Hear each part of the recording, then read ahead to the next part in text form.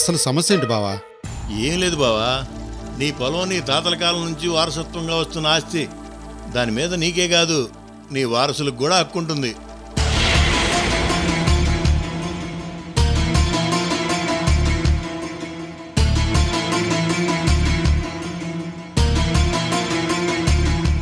ఆడపిల్లలకు కూడా ఆస్తిలో వాటా ఇవ్వాలి కాబట్టి చట్ట ప్రకారం అమృత నందినికి కూడా వాటా వచ్చింది. అసలు సమస్య ఇక్కడే వచ్చింది బావా.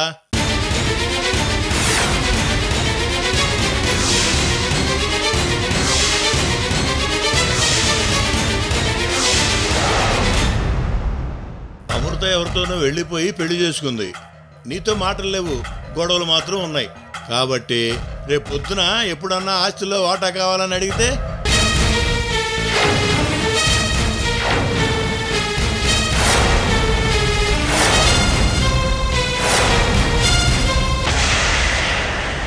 అంటే అమృత సంతకం లేకుండా నువ్వు పొలం అమ్మటానికి వీల్లేదు. కానీ అమ్మేశావు. తీసుకునేటప్పుడు ఆ గురవయ్య ఆలోచించలేదు, అమ్మేటప్పుడు మనం ఆలోచించలేదు.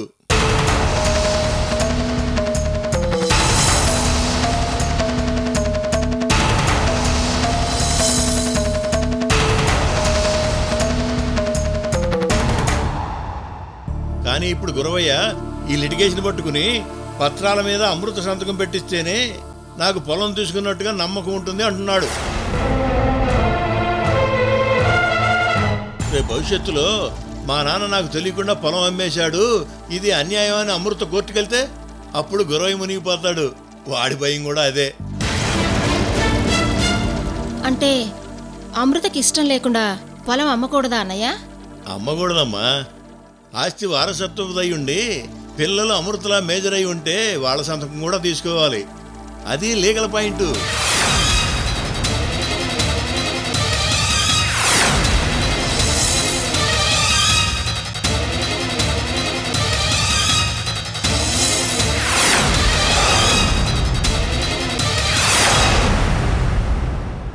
లేకపోతే భవిష్యత్తులో గొడవలు అవుతాయని కొనుక్కునేవాళ్ళు ముందు జాగ్రత్త చర్యగా వారసులందరి చేత సంతకాలు పెట్టించుకుంటారు.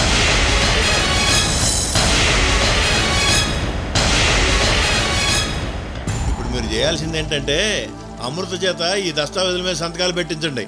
అప్పుడు ఈ లిటిగేషన్ తీరిపోతుంది. గురవయ్య మిగతా బ్యాలెన్స్ డబ్బులు ఇచ్చేస్తాడు.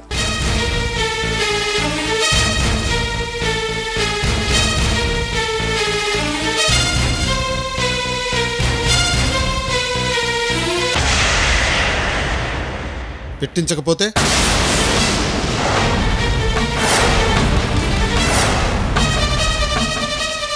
అదేంటి బావాలా అంటావు? ఎలాగైనా అమృతతో సంతకం పెట్టించాలి. నువ్వు ఆ పనిలో ఉండు.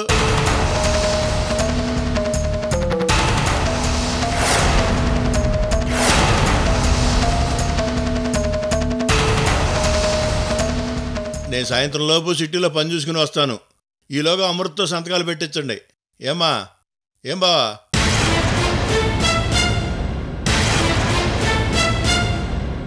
అలాగే అన్నయ్య.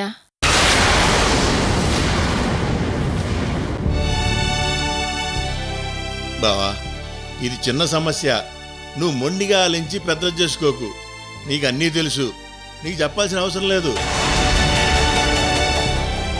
సరే బావా, వెళ్ళొస్తాను.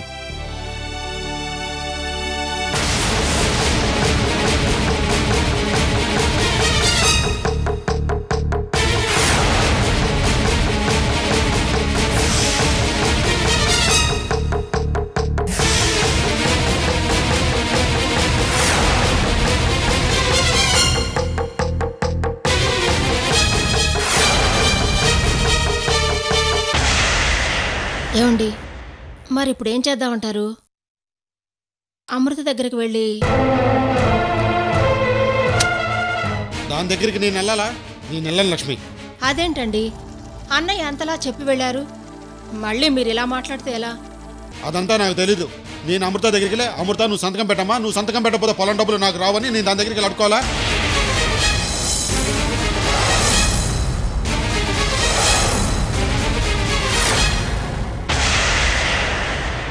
దాని మొహం చుట్టమే నాకు అసహ్యం.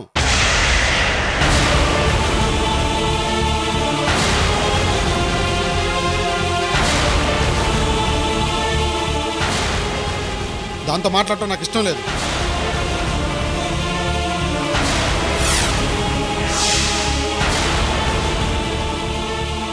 ఈ పొలం డబ్బులు రాకపోయినా సరే అడుక్కో నేను తింటాను, కానీ దాని దగ్గర మట్టుకు వెళ్ళను.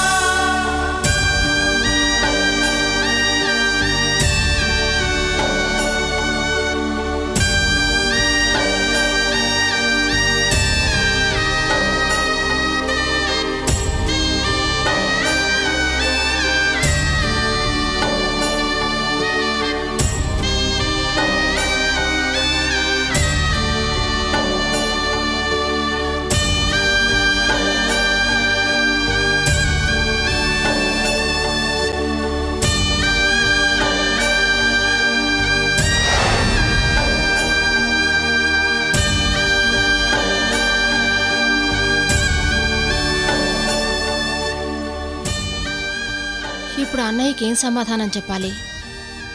ఈయన పంతం పడతారని అనుకుంటూనే ఉన్నాను. అలాగే చేశారు. భగవంతుడా, తండ్రి కూతుళ్ళ మధ్య మళ్ళీ కొత్తగా ఈ సమస్య కూడా పెట్టావా తండ్రి?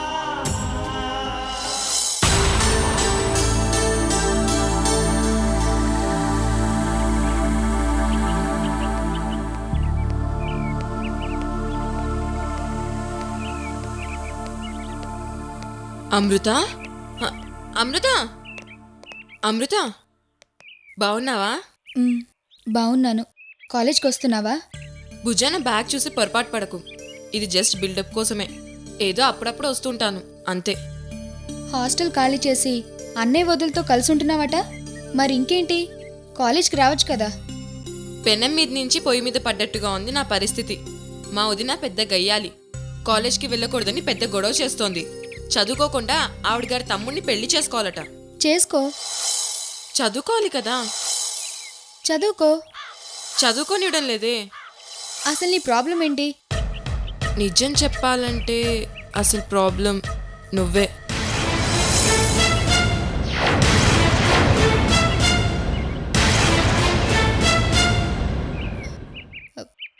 నేనా?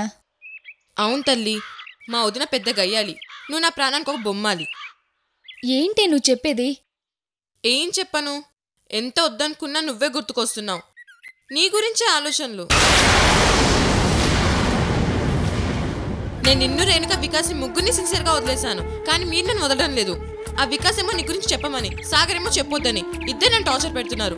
అది చూసి మా వదిన నన్ను చంపుకు తింటోంది. సుబ్బలక్ష్మి, నేను ఎప్పుడు ఇంకొకరి విషయంలో తలదూర్చును. ఆ విషయం నీకు కూడా తెలుసు కదా. నువ్వు తలదూర్చవు. నీ చుట్టుపక్కల ఉన్నారే ఆ వికాస్, సాగర్, వాళ్ళు వదలటం లేదే. ఇప్పుడు కొత్తగా మీ అమ్మ నాన్న ఆచూకీ కోసం వికాస్ నా చుట్టే తిరుగుతున్నాడు. అప్పుడు నీ గురించి, వికాస్, రేణుకల గురించి ఫాలో చేసి పరీక్షలో ఫెయిల్ అయ్యాను. నా బ్యాడ్ టైం. ఇప్పుడు నీ గురించి, నీ ఫ్యామిలీ గురించి డీటెయిల్స్ చెప్పడం కోసం గైడ్లా తిరుగుతున్నాను.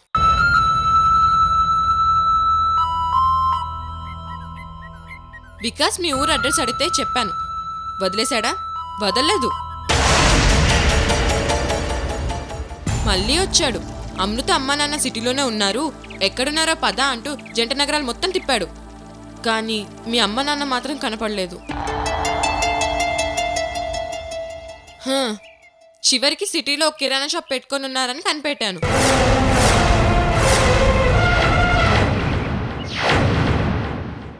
ఇలాగే నేను షాక్ అయి వెళ్ళి వికాస్కి చెప్పాను. వచ్చి చూశాడు, కానీ 2 తగిలించెళ్ళాడు. ఎందుకు? కిరాణా షాప్ కృష్ణమూర్తి గారు మీ నాన్న కాదట, వాళ్ళ నాన్నగారి ఫ్యామిలీ ఫ్రెండ్ అట.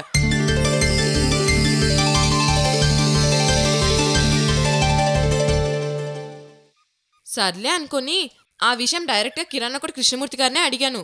మీరు అమృత నాన్నే కదా అని. అవును అన్నారు. అమృత మీ కూతురే కదా అంటే కాదు అన్నారు. ఏమే నువ్వు చెప్పు, ఆ వికాస్ వాళ్ళ నాన్న ఫ్యామిలీ ఫ్రెండ్, ఆ కిరణ్ ఒకటి కృష్ణమూర్తి ఇద్దరు ఒకటే కదా? అవును. అమ్మయ్య, ఆ కిరణ్ ఒకటి కృష్ణమూర్తి కూతురు నువ్వే కదా? అవును. అమ్మయ్య, వికాస్కి నేను చూపించిన కిరణ్ ఒకటి కృష్ణమూర్తి మీ నాన్నే కదా? అవును. అమ్మయ్య, నాకు ఇప్పుడు ఆనందంగా ఉంది. ఆ కిరణ్ ఒకటి కృష్ణమూర్తి మీ నాన్నే అని వికాస్ తెలుసుకున్నాడు. అందుకే 2 రోజుల నుంచి నా దగ్గరకు వచ్చి టార్చర్ పెట్టట్లేదు. ఇంకా నేను హ్యాపీగా ఉండొచ్చు. నువ్వు అంత ఎక్కువగా హ్యాపీగా ఫీల్ అవ్వకు. అసలు వికాస్ ఈ సిటీలోనే లేడు. వారం రోజుల తర్వాత వస్తాడు.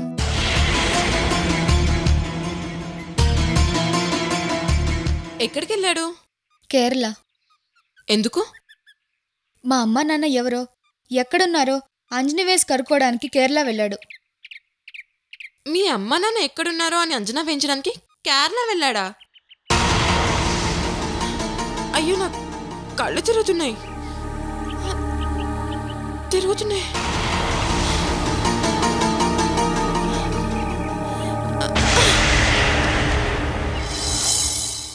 నేను అవుట్ హౌస్లో ఉన్నప్పుడు నా విషయంలో తలదూచి నన్ను చాలా టార్చర్ పెట్టావు. ఆ తర్వాత పరీక్షలో ఫెయిల్ అయి బుద్ధొచ్చిందనుకున్నాను. ఇప్పుడు మళ్ళీ నా విషయంలో జోక్యం చేసుకుంటున్నావు. వికాస్ ఈ విషయాలన్నీ చెప్తున్నప్పుడు నాకు చెప్పొచ్చు కదా. చెప్పుంటే నీకు ఈ కన్ఫ్యూజనే ఉండేది కాదు. ఇప్పుడు బాగా అనుభవించు.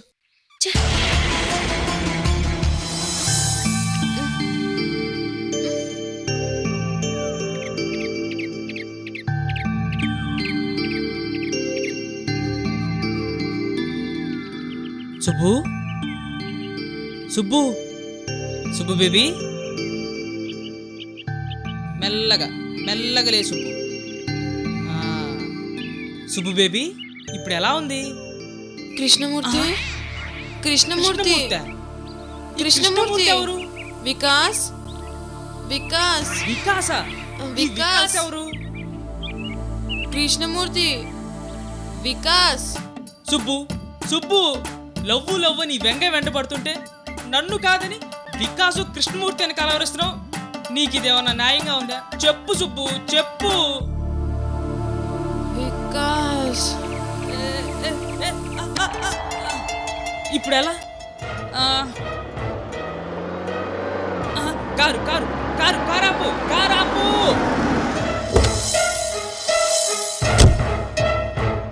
త్వరగా పద, నేను అడ్రస్ చెప్తా పద. అలాగే సార్.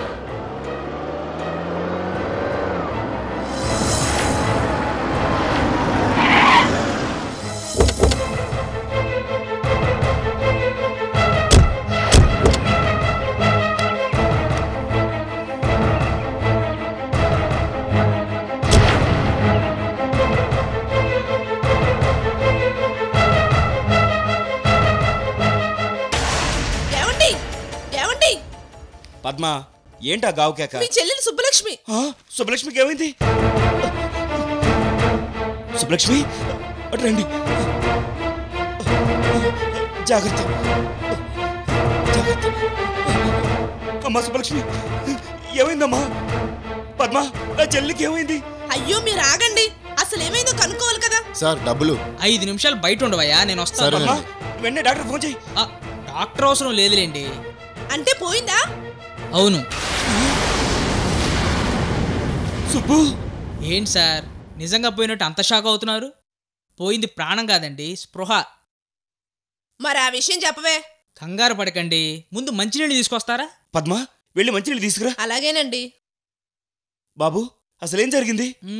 చెప్తాను, కొంచెం రిలాక్స్ అవ్వనివ్వండి. ఏమండి, మంచినీళ్ళు. అయ్యో, ఆ మంచినీళ్ళు ఎలా ఇవ్వండి? మంచినీళ్ళు తీసుకురమ్మని చెప్పింది నాకు.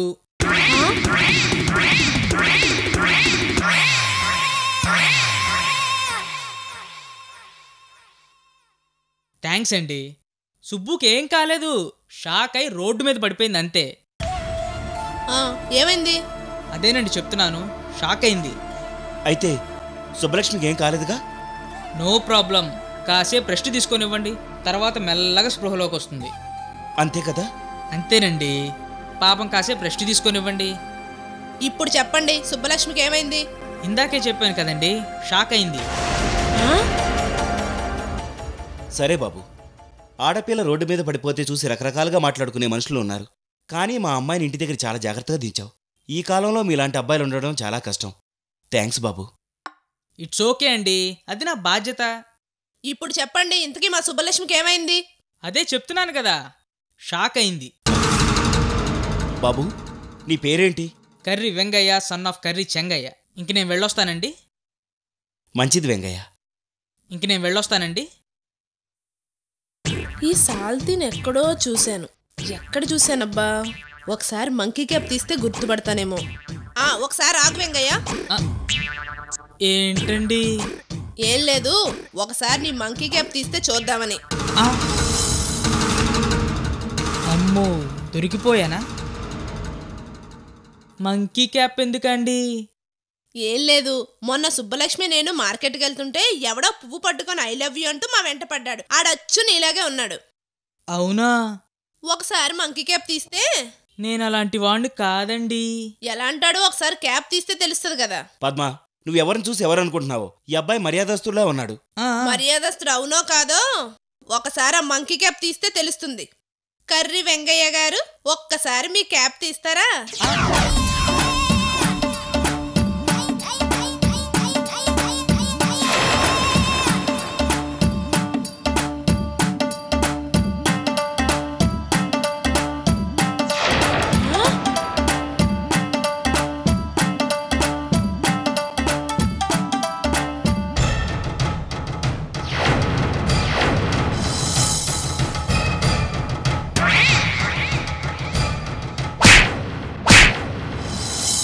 ఏమండి, ఆ రోజు మార్కెట్కి వెళ్తుంటే ప్రేమించమని వెంటపడింది ఈ వెంగయ్యనండి.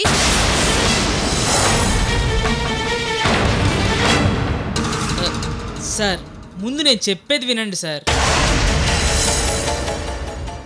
నాకు సుబ్బలక్ష్మి అంటే చాలా ఇష్టం, ప్రాణం. నేను సుబ్బలక్ష్మిని మనస్ఫూర్తిగా ప్రేమిస్తున్నాను.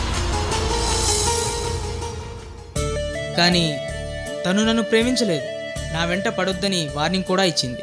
తనకి ఇలాంటివి ఇష్టం ఉండదని, అన్నా వదిలికి తెలిస్తే బాధపడతారని కూడా చెప్పింది.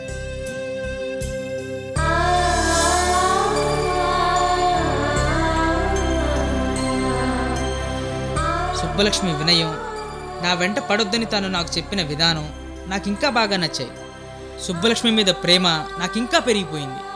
నేను వెంటపడి ఫాలో అవటం తనకిష్టం లేదని చెప్పింది. అందుకని దొంగచాటుగా తనని ఫాలో అవుతుంటే బస్ స్టాండ్లో స్పృహ తప్పి హఠాత్తుగా కింద పడిపోయింది. ఇంటికి తీసుకొచ్చానంతే. కానీ ఒక్క మాట మాత్రం నిజం, సుబ్బలక్ష్మి చాలా మంచిది. ప్రేమ విషయంలో మాత్రం తనకు ఎలాంటి సంబంధం లేదు. కేవలం ఇది నా వన్ వే లవ్.